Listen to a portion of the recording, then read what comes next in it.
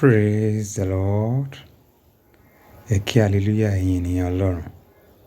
A fi gbogbo ògo fún Ọlọ́run tó dá ayé àti ọ̀run, tó tún wá rí ọjọ́ òní láyọ̀ àtàlàáfíà. Ọlọ́run àwọn ọmọ ogun a gbé ọ̀gá, a sọ wípé o ṣé. À ń lọ náà rẹ, Olúwa máa bá wa lọ. Wọ́n ti ká retí ṣe ọ̀rọ̀ bá wa sọ̀rọ̀. Lópin gbogbo jẹ́ kí gbogbo wa ká di alábùkún fún.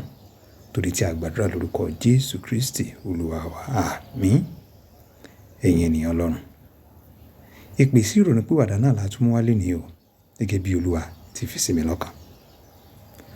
Olúwa sọ fún mi pé kí n sọ fún gbogbo ìwọ olùgbọ́ mi àti gbogbo àgbáyé wípé ẹ ronúpìwàdà ẹ̀ṣẹ̀ yín ní tòótọ́. Ronúpìwàdà ẹ̀ṣẹ̀ rẹ ní tòótọ́. Ìjọba Ọlọ́run kù sí dẹ̀dẹ̀. Ìjọba Ọlọ́run dé tán. Torí ìrẹ́dẹ̀ ni Jésù Kristi olùgbàlà ṣe wá sí ayé. Torí ìrẹ́ ni Jésù Kristi olùgbàlà ṣe kú. Ó jẹ gbogbo ìyà yìí nítorí tèmi, nítorí tìrẹ. Ǹjẹ́ ìjìyà yà lọ lásán bí?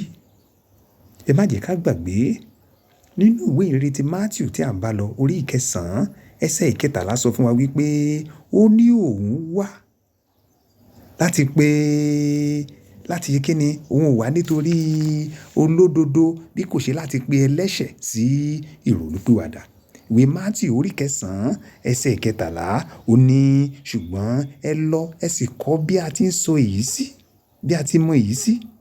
Àánú lé èmi ń fẹ́ kì í ṣe ẹbọ, nítorí èmi kò wá láti pe àwọn olódodo. Ó lóun wá láti pe olódodo. Ìwọ tó rí gẹ́gẹ́ bí olódodo,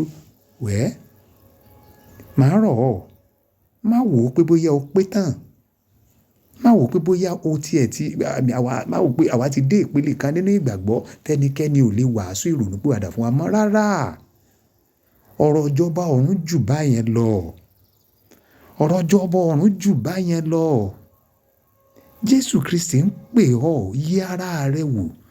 A máa yí ara wa wò nígbà gbogbo ni. Ǹjẹ́ mo ṣì wà nínú ìgbàgbọ́? Ìwọ tó bá ti wà nínú Jésù, tó yẹ pé bí o tiẹ̀ ti jẹ́ o Jésù Kristi ní Olúwa tó olùgbàlà, tó bá tún wo eléyìí, tún wo ara rẹ ni. Ǹjẹ́ àwọn ìwà tí mò ń wù, ìjó bá ìfẹ́ Ọlọ́run mu? Ǹjẹ́ àwọn ọ̀rọ̀ tí mò ń sọ, ìjó bá ìfẹ́ Ọlọ́run mu? Àwọn tí ò tiẹ̀ tí ì sí nínú Jésù, èyí jẹ́ àǹfààní fún ọ láti pe ara rẹ sí àjọ tó ní ìrònú wípé ǹjẹ́ Olúwa ní ìfẹ́ mi tó báyìí? Ìfẹ́ ńlá ló ní sí ọ tó fi jẹ́ kó rí ọ̀rọ̀ yìí. Mo gbàdúrà lórúkọ Jésù yóò dára fún ọ.